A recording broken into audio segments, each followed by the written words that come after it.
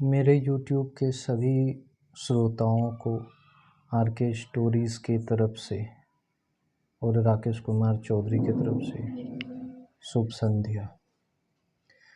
दोस्तों, मैं आज आप लोगों के लिए एक लड़की की दर्द भरी कहानी लेकर के आया हूँ, जिसमें कि मैं आपको ये बताना चाह रहा हूँ कि कोई भी लड़की जो होती है उसकी आम जिंदगी कैसी होती है वो आप ज़रा सोच करके देखिए, क्योंकि इस दुनिया में लड़की होना कोई आम बात नहीं है। आज भी लड़की पैदा होना बदनसीब माना जाता है।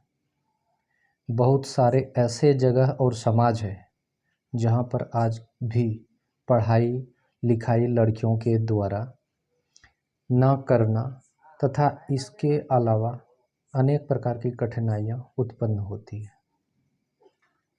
इस प्रकार के सामाजिक भेदभाव और लड़कियों की सामाजिक नज़रिया के ऊपर में लॉन्ग इमोशनल स्टोरी हिंदी एक कहानी लेकर आया हूँ, जिसमें एक बदनसीब लड़की के कहानी के बारे में कहा गया है। इस कहानी का मुख्य किरदार जो निभा रही है उसका नाम आरती है। अब इसके कुछ संक्षिप्त परिचय मैं आपको दे देता हूँ। ऐसी सोच और मान्यताएं अब तक हमारे समाज में मौजूद है। यह सोच दृष्टिकोण की एक गलत और अन्यायपूर्ण तरीका है। बच्चे की जन्मलिंग किसी भी रूप में उसे बदनसीब नहीं बनाती है, चाहे वह लड़की हो या लड़का। लड़की पैदा होना समाज की समृद्धि और समानता की एक महत्वपूर्ण अंग होती है।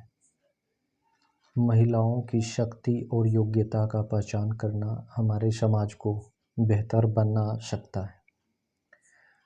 लड़कियों को शिक्षा, स्वास्थ्य, रोजगार, स्वतंत्रता और सभी अन्य क्षेत्रों में अवसरों के साथ संपूर्ण रूप से समर्पित करना चाहिए।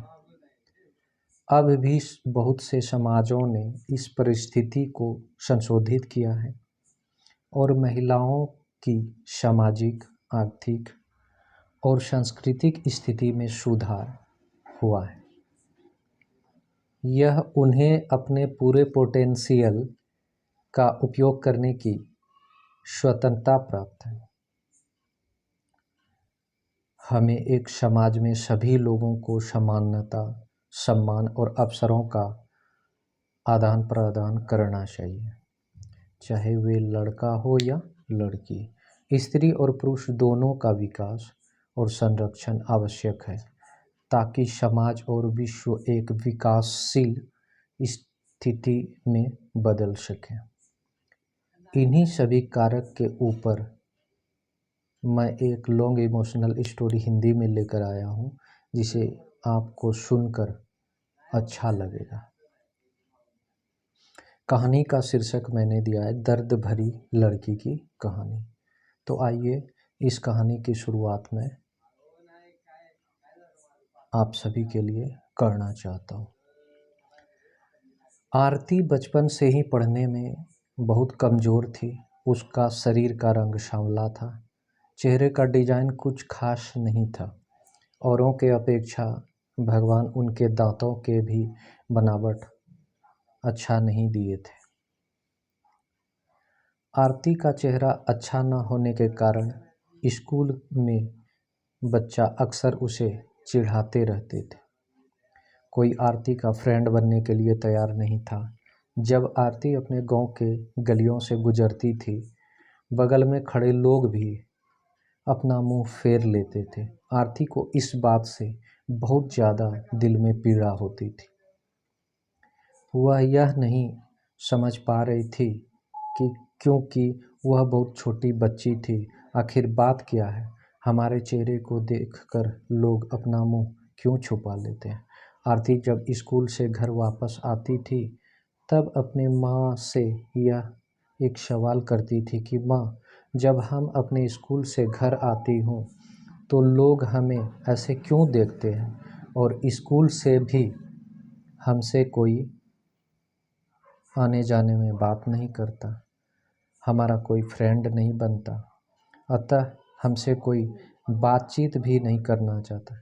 इतना बात सुनकर आरती की माँ की आंखों में आंसू आ गया और फफक फफक कर रोने लगी। लेकिन अपनी बिटिया को यह नहीं समझा पा रही थी कि आखिर वो लोग उनसे इतना घृणा क्यों करते थे। माँ आरती से बहुत ज़्यादा प्यार करती थी। गली मोहल्ले में आरती को मनहूस जब लोग बोला करते थे, आरती की माँ कड़ी शब्दों में जवाब दे देती थी। आरती के माँ अपने कलेजे के टुकड़े को हर वक्त अपने साथ में रखती थी और जो उसे बोलता था उसके बदले में जवाब देती थी। क्यों ना हो, माँ का प्यार ही ऐसा होता है। आरती धीरे धीरे अपनी पूरी उम्र जीने की एक आदत बना ली और जो लोग बोल रहे थे उसके पूछे जाने पर उसके पीछे कुछ और सुनने के लिए तैयार नहीं रहती थी। बस अपने काम से मतलब रखती थी, पढ़ाई करती थी और वापस घर लौट जाती थी। धीरे धीरे आरती बड़ी होती चली गई। उसका उम्र शादी के लायक हो गया था। अब उसके पापा लड़का खोजने के लिए एक गांव से दूसरे गांव में जाने लगे थे। लेकिन जो भी लड़का